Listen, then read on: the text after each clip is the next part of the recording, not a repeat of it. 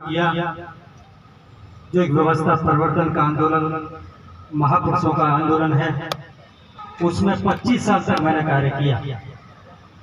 लेकिन साथियों, किसी ने कहा है कि कुछ तो मजबूरियां होंगी, यूं ही कोई बेवफा नहीं होता।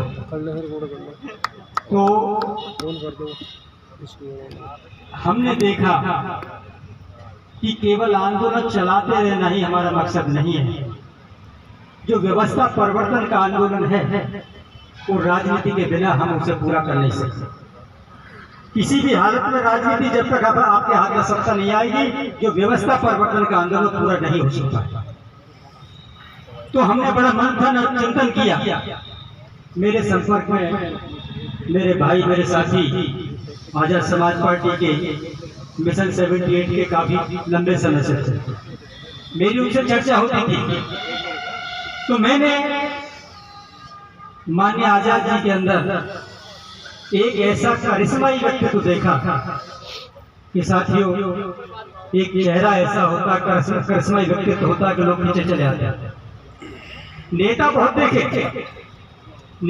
देखे, लेकिन मैंने पहले एक बहुजन लीडर, मैं समझता हूं कि आज के दिन में अगर कोई बहुजन नायक है तो माननीय चंद्रशेखर आजाद जी हैं, सही मानना। तो मैंने इसका बहुत ज्यादा मंथन किया कि जो समय बचा है मेरे जीवन का, उसे क्यों ना सही जगह लगाया जाए। इस कारण से मैंने साथियों आज ये निर्णय लिया कि मैं बहुजन समाज पार्टी, भीम आर्मी परिवार का एक मेंबर बनूं, आजाद समाज पार्टी का मैं एक मेंबर बनूं। तो इसलिए मैं आजाद समाज पार्टी की आज सदस्यता ग्रहण, मैंने माननीय आजाद साहब ने मुझे सदस्यता ग्रहण कराई है। इसके लिए मैं इनका बहुत धन्यवाद अदा करता हूं। और सभी साथियों का, जो बाबा साहब डॉक्टर अम्बेडकर के यहाँ पे सच्चे सफाई बैठे हुए हैं और मंच पर सभी अतिथिगण बैठे हुए हैं, मैं इनका सबका हृदय से हम धन्यवाद करता हूँ कि मुझे आज आजाद समाज पार्टी ज्वाइन कराने का। साथियों, एक अमेरिकी यात्री हुआ है जिसने चांद पर पहला कदम रखा, नील आर्मस्ट्रांग। उसने जब चांद पर पहला कदम रखा तो इसने कहा कि ये व्यक्ति के लिए छोटा कदम हो सकता है, लेकिन मानव जाति के लिए बहुत बड़ी छलांग। ठीक उसी प्रकार नगीना की सीट केवल एक सीट हो सकती है, जहां से माननीय चंद्रशेखर आजाद जी ने एक प्रचंड बहुमत से जीत हासिल की। लेकिन साथियों, संपूर्ण बहुजन मानव जाति के लिए ये एक बहुत बड़ी छलांग है।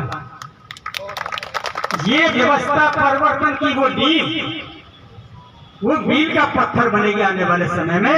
ये समाज के मोटिवेशन के लिए एक बहुत बड़ी छलांग नगीना से माननीय आजाद जी ने लगाने का काम किया। साथियों, मैं समझता हूं कि सही माने में जो गरीब, मजलूम, कमजोर लोगों की दर्द को सुनते हैं, दर्द को महसूस करते हैं, सही माने वही लीडर होता। इनकी सारी टीम पूरे देश में नहीं, पूरे प्रदेश में जहां भी मजलूम एट्रोसिटी होती है वहां जाते हैं। बेशक हम उनका कोई बहुत ज्यादा समस्या का समाधान लेके हम मरहम लगाने का काम करते हैं। हमारे लोग गरीब हैं, मजलूम हैं, असहाय लोग हैं। यदि उनके साथ कोई संकट आता है तो हम केवल मरहम ही लगाते हैं, तो हम उनके लिए बहुत बड़ी बात है। हम मरहम लगाने का काम करते हैं। माननीय आजाद जी ने अपने सारे सिपाहियों को जो ये प्रशिक्षित किया है, साथियों बहुत जरूरी है। मिशन बहुत से लोग चला रहे हैं, लेकिन रिजल्ट आना बहुत जरूरी है। रिजल्ट से लोग जुड़ते हैं। सामाजिक आंदोलन लंबे समय तक आप चलाते रहेंगे तो साथियों, कार्यकर्ता आपके बैठना शुरू कर देंगे जब तक रिजल्ट सामने नहीं आए। हमने बहुत समय लगाया, जीवन का बहुत समय लगाया, लेकिन समाज को वो बहुत कुछ ज्यादा दे नहीं पाए। इस बात की पीड़ा अब हमें लगा कि माननीय आजाद जी के साथ में मिलकर हो सकता है कि हम भी समाज को कुछ देने का काम करें। इसलिए हमने वहां से थोड़ा अपना रास्ता बदलने का काम किया। वो भी परिवार था, ये परिवार अलग नहीं है। हमने तो प्रयास किए। माने आजाद जी, मैं समझता हूं ऐसा लीडर बहुत ही कम, अहंकार बहुत लोगों में, अहंकार बहुत, लेकिन हम इनसे मिले 7 अक्टूबर को दिल्ली में हमारी काफी देर तक वार्ता हुई। हमारा प्लान यह था कि तीनों लीडर साथ नहीं आ सकते तो कम से कम 2 तो आ सकते हैं। अगर 2 लीडर भी साथ में आ जाते हैं तो हम एक इतनी बड़ी शक्ति निर्माण कर सकते हैं इस देश में कि जो आज हमको आंखें दिखाने का काम कर रहे हैं वो अपनी नजरें नीची करने का काम करेंगे। ये हमारा प्लान था, लेकिन साथियों हम उसमें सक्सेस नहीं हो पाए, कुछ कारण। तो इस कारण से हमें लगा कि जब हमारे पास इतना अच्छा लीडर है जो हर व्यक्ति से मिलने के लिए तैयार है, और लेकिन उससे लीडर से लोग मिलने के लिए तैयार नहीं है, आखिर समस्या क्या है? इसका सबका चिंतन मंथन हमने किया तो हमें लगा कि सही रास्ता कहाँ है, वहां हमें चलना चाहिए, वहां हमें चलना चाहिए। तो साथियों मैंने अपना निर्णय लिया, और मेरे भाई लोग जो आजाद समाज पार्टी के लोग थे और मिशन 78 के लोग थे जो काफी दिन से संपर्क थे, मैंने उस पर चिंतन मंथन किया, और चिंतन मंथन करने के बाद मैं एक निर्णय पर पहुंचा कि अब मुझे जिस परिवार में काम कर रहा था अब मैं दूसरे परिवार में, यानी परिवार वो भी है बहुजन समाजी होगी, लेकिन मैं उनको सद्बुद्धि आए, मेरा अभी भी अनुरोध है सद्बुद्धि आए कि एक रेडीमेड लीडर हमारे पास ऐसा है कि हमारी व्यवस्था परिवर्तन की लड़ाई है, हमारा और कुछ नहीं है। जो महापुरुषों की लड़ाई थी 1848 से ये आधुनिक भारत पर राष्ट्र ज्योतिबा फुले ने चलाई, उससे पहले हमारे संतों ने चलाया। 108 वर्ष का आंदोलन है 1956 तक, बाबा साहब डॉक्टर अम्बेडकर ने 1956 तक 108 वर्ष का आंदोलन है। ये व्यवस्था परिवर्तन की लड़ाई है। अगर एक रेडीमेड लीडर हमें मिल रहा है तो हम क्यों ना उसको आगे करके अपनी व्यवस्था परिवर्तन के आंदोलन को सफल कर सकते हैं। लेकिन लोगों में क्या है? व्यक्तिवादी सोच, समाजवादी सोच ने कहने के लिए मंच से बड़े बड़े भाषण दीजिए आप, लेकिन व्यक्तिवादी सोच है। जब हमने देखा कि व्यक्तिवादी सोच है तो हमें सही रास्ते पर चलना चाहिए। लोग हमारे पास बहुत आ जाएंगे। ये साथियों मैंने बिल्कुल किसी को बताया नहीं, गोपनीय अपने संगठन में किसी को नहीं बताया, गोपनीय रखा। फिर भी 15-20 लोग मेरे कहां से पता चल गया, फिर भी आज का 20 लोग ज्वाइन करने के लिए मेरे संगठन के लोग आ गए। मैंने किसी को नहीं, क्योंकि अगला कार्यक्रम रखूंगा मैं, सदस्यता ग्रहण समारोह कार्यक्रम, अगला कार्यक्रम हम रखेंगे। तो साथियों मेरा कहने का मतलब यह है कि हमें सही और गलत की पहचान होनी चाहिए, कौन लोग गुमराह करने का काम कर रहे हैं और कौन लोग सही मायने में समाज की लड़ाई लड़ने का काम कर रहे हैं और व्यवस्था परिवर्तन के लिए अपने जीवन को लगाने का काम कर रहे हैं। हमें उसे पहचानना होगा, हमें उसे जानना होगा। बिना राजनीति के आप कोई व्यवस्था परिवर्तन नहीं कर सकते। इस देश के अंदर आरएसएस संगठन को संरक्षण शुरू से उद्योगपतियों का रहा है, राजनीतिक संरक्षण रहा है, जब तक वो आज तक सर्वाइव कर रहा है। यदि उसे संरक्षण नहीं होता तो वो कब का खत्म हो गया होता। ये तो धन्य है हमारे समाज के लोग, कर्मचारी अधिकारी जिन्होंने बामसेन को आज तक जिंदा रखा है, आज तक बामसेन को जिंदा रखा है। कोई राजनीतिक संरक्षण उसके लिए नहीं है। एक राज्य संगठन हमने खड़ा किया, बामसेन के लोगों ने राज्य संगठन खड़ा किया, और हमने उम्मीद की थी कि आने वाले समय में ये बामसेन को पूरे देश में मदद करने का काम करेगा, पूरे देश में फैलाने का काम किया करेगा। लेकिन उसी संगठन ने बामसेन के लोगों की कमर तोड़ने का काम किया।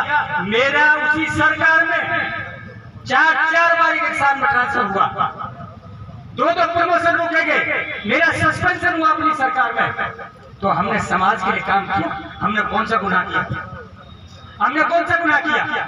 लेकिन कोई बात नहीं, उसकी हमें कोई परवाह नहीं है।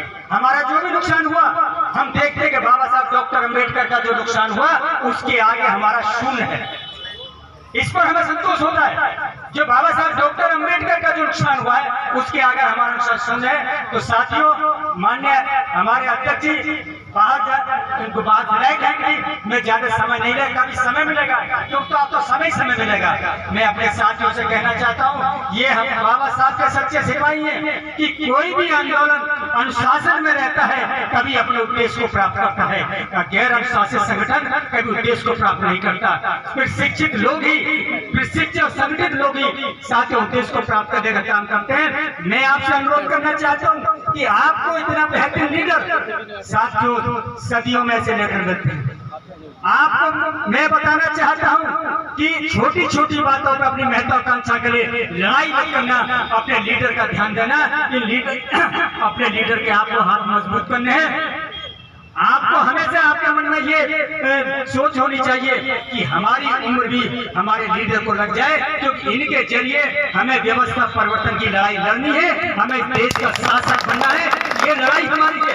बाबा साहब डॉक्टर अम्बेडकर ने ये नहीं कहा था कि तुम कर्मचारी बन गए, अधिकारी बन गए, ये मेरा मिशन नहीं है। बाबा साहब ने कहा तुम्हें इस देश का शासक बनना है, यही मेरा मिशन है। तो माननीय चंद्रशेखर आजाद जी के जरिए हम इस देश के शासक बनेंगे। इसके लिए साथियों हमारी लड़ाई है, इसके लिए हमारी लड़ाई है।